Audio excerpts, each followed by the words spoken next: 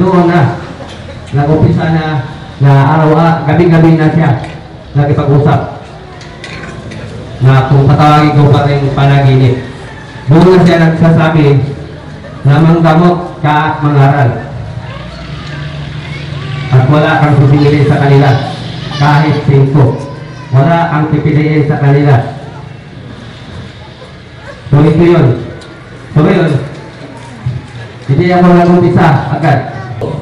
Sunod na gabi naman, sabi naman sa akin, manggamot ka na. Ang sabi ko, ayoko.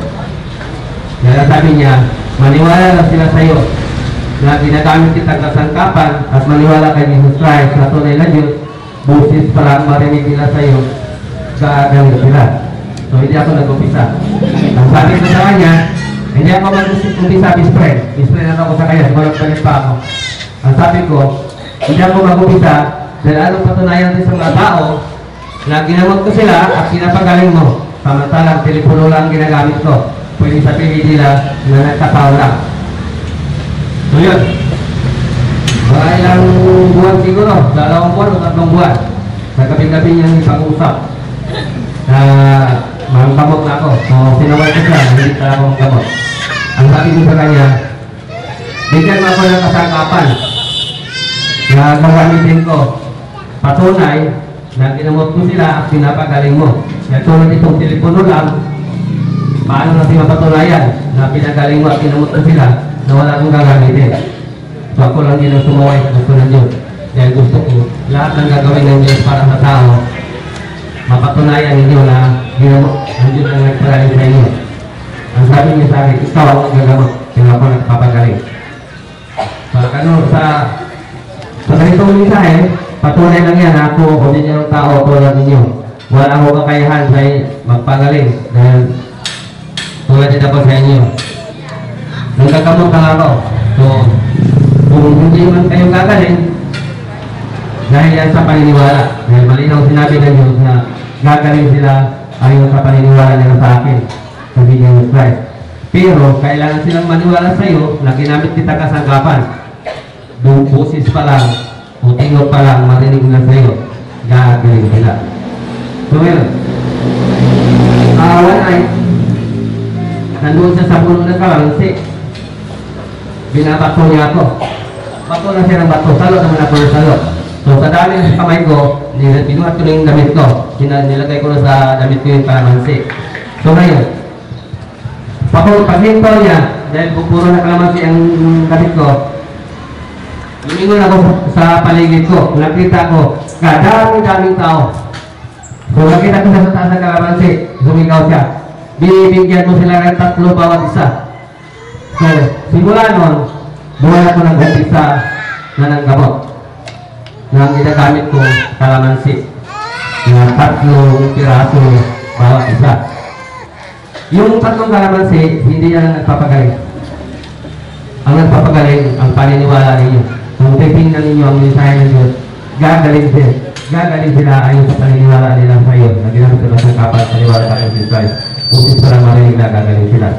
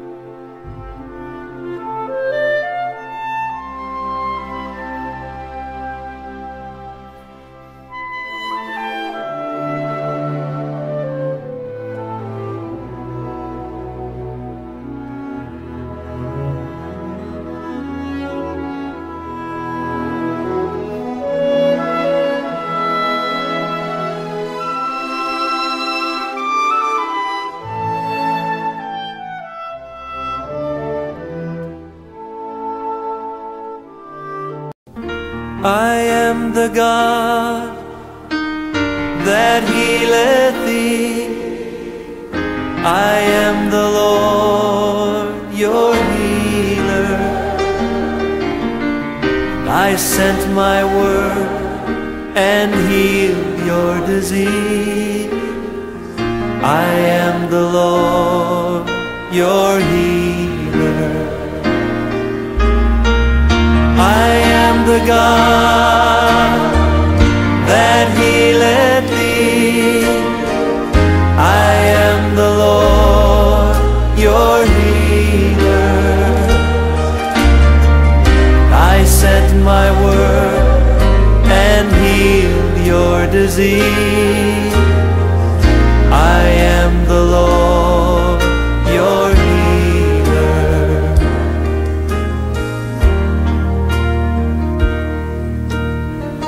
God's name is more powerful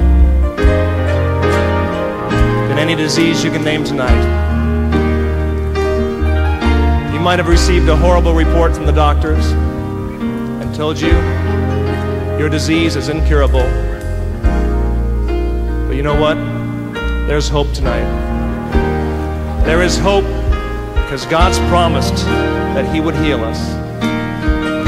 I want you to put His word on your lips tonight. Sing His word back to Him. And see if His name isn't more powerful than cancer, than heart disease, or any disease that you can name tonight. Oh yes, He's your healer. Let's sing it to Him. You are the God that healeth me. You are the God that healeth me. You are the Lord, my healer. You sent your word and you healed my disease. You are the Lord, my healer. You are the God. You are the God that healeth me.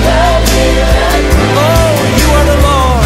You are the Lord, my healer. You sent your word and you healed my disease. You are the Lord, my healer. You sent your word and you healed my disease. You are the Lord, my healer. You sent your word and you healed my disease. You are the Lord, my healer. Maluag ang imong kasing-kasing maminaw sa imo, mura og dili gaan ang imong paminaw, mura og dili na kagusto nga muundang pa og istorya kay tungod sa imong mga pulong nga angay good nga paminawon. Then sukad adto pag panguli na namo og pila ka bulan naburos ko, wala na ko duga. O grabe nga kalipay nga sa 15 katuig. Naburos ko karon upat na kabulan. Dako akong pasalamat sa imo, Sir Narciso, lalo sa grasya nga imong gihatag kanako. Daghan gid kayo nga salamat. Dako kanang pasalamat. Papila ko ni Catherine sa pagpatawag ni Sir Narciso unya natawagan ni usapod ang akong anak nga si Jeffrey nga iyahang gitambalan ug ako adtong pagkrusada ni Sir Narciso diri sa San Isidro usapod ko nga natambalan kay diha may bugon sa kuang liog nga dako-dako na punto siya unya sa human sa krusada pagkagabi kay nakatog nako ato pag abot sa tunga sa gabi ato kay mura og gilugit ang ako ang liog nga peting sakita. Unya, upat pa to siya kaadlaw, nag-inanay og kahilis ang ako ang atong bugon sa akong liog. Ingon sila nga kontakon ako si Sir Narciso Olalo pinaagi sa Facebook. Akong gisugilon sa iya ang problema nako mahitungod sa akong dagway nga daghan kaayong nanubo nga dili na gyud nako makuan kung unsa na gyud to ang panghitabo sa akong dagway. Sa dihang nag-conversation ni Sir Narciso Olalo nga iya kong gitambalan pinaagi sa among pag-Facebook ato nga time. Manikamot lang ko Sir Narciso sa akong hugot sa pagtuo sa akong mahal nga makagahong nga si Jesus Christ nga gihimo kaniyang usa ka instrumento aron makatambal ug makatabang sa mga tao diri sa kalibutan. Sa dihang pila ka adlaw naghinay-hinay ug kawala ang nagnanubo sa akong dagway ato nga panahon. Ug ako kay akong pasalamat kang Sir Narciso Olalo. Ako si Gabi Ladira, taga Opol. Tapos nagpasalamat ko sa kay Jesus Christ o ka Uncle Sisoy. Tungod atong gidinggi ko last year. Diagnosed stage 4 dengue. Tapos sukad adto tawagan na mo si Uncle Sisoy. Mga isa ka daw adto. Paspas ang recovery. Hinahinay ta sa platelets. Tapos dito na dayon. Sugod akong kwan ng murag ayaw nga nang wala na ko ibatig. Sakit sa malawas. Wala. Ako pasalamat kay Uncle Sisoy. Mag totally free yun ang kwan. Pagtambal saya, walang yun bayad. Si Aida Concha, nagpatambal ko ni Kuya kay katong nagpa-check up ko sa doktor. Ang findings na dakoy bato sa gallbladder. Nga, matong iya kong text ko niya, iya kong gitawagan. Natinga ko siyang pagtawag kay nakahibaw siya kung asa dapit kung gapoy katindog. Kung nakahibaw siya nga, mo ni porma sa balay. Nga, iba to iya kong istoryahan niya, iya kong ipainom og lumisito katulo sa sakadlaw. After 5 days, dahil ko na-observeran nga, huwag na ko na gawas na hugaw nga, itong basin og mao na to siya ag bato. Anda, usahay po, maglain ng tiyan, tawag mo chat ko ni Kuya, iya kong replyan, maayo na dayo na hong ibati. Dagwa siya gipangayo bisag tingko, sabos, ang ilang yun yung ito ka ni Kuya nga si Jesus Christ, ana-ana to kanunay. Muna kong ikagaw si Charlene na nasakit o cancer. Itagaan ako sa number ni Narciso Olalo. Yan yung gitiksan, so siya din ang nagkuhan ni Narciso Olalo. Sa kuhan, sa wala pa ka naguhan ni Narciso Olalo, pila ka tuig mo pagkanto sa imong sakit nga cancer? Duha ka tuig kapin. Duha ka tuig. Unsa na gito nga stage? Stage 2. Stage 2. So wala na ganong doktor nga kanang pila ka kabuan mo ulian ani? Wala. Nagpagimo? Wala. So sa unsa nga cancer imong kuan? Breast cancer. Breast cancer. So katuro ka pagtambal ni Narciso Olalo sa imo, gipabayad ganiya? Wala, tuman lang nako iya gisulti. Sinto ka sa iyang kuan.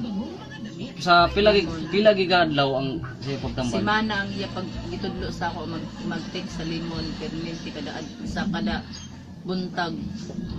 Kada buntag o kuan na pagkaw man natuloy na kuan gini mo nga imong kuan na ulan ka.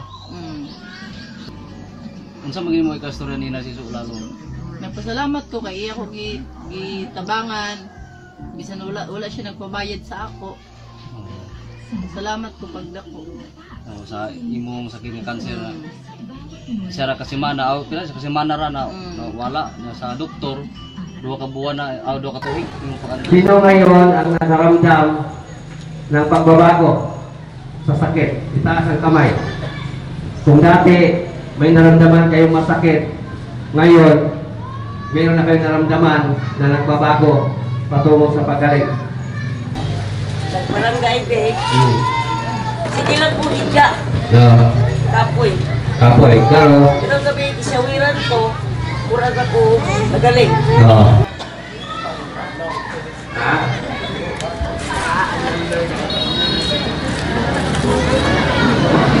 Upat ka daw, makahin. Karon. Kaya ka karon. Kaya ka karon. Ito siya, upat na kulungan daw, bawa sa kahin. Karon, kain na. Ako, pasalamat kay pag nakakadiha, naminaw yun ko, namang bukol sa akong lugar, karon higamay din siya, as in, higamay din siya. Thank you, God. Ako, pagsalik ni mo, higamay din siya. Nakita ninyo, on the spot. Nakita ninyo ha. Kaya ninyo niya. Kami kan sa dawit. Kaya pagpadulong na ako dyan, ako sakit sa kaayo, hindi ko patulong. Ano ba? Kaya 2 hours pala, kaya kung sino niniabot dyan, 2 hours pala ako nakadungol sa mensahit sa Ginoo. Karoon sa inis na lagi sa room na wala na yung sakit na nakatulong na kuglaway. Wala ko sila salamat sa God. Muli nga nyo. Ito ba? Share sa mga gibate. Ganyan puntag sa pagdungan kaya naligo ito daan. Ang suto lagi daw masudan pag gumana mo ligo, ang gibate yun, kanito mga puno-punuan sa isika raso na ho, magkwagyo mo nagbukat ba nga sa pagpadungan sa talugayan ho, paminaw ni mo, ipaduol ko ni mo kanang murag dito, mga lain balipo nga murag bugnaw nga sa kaning buntag pa nga karon nga nagibati ako karon murag agaw murag konuran mag gipitik-pitik na mga kanang salamat ko nga murag gaan na pamati no murag puminaw no murag gaan na pamati no o murag ko pesa no.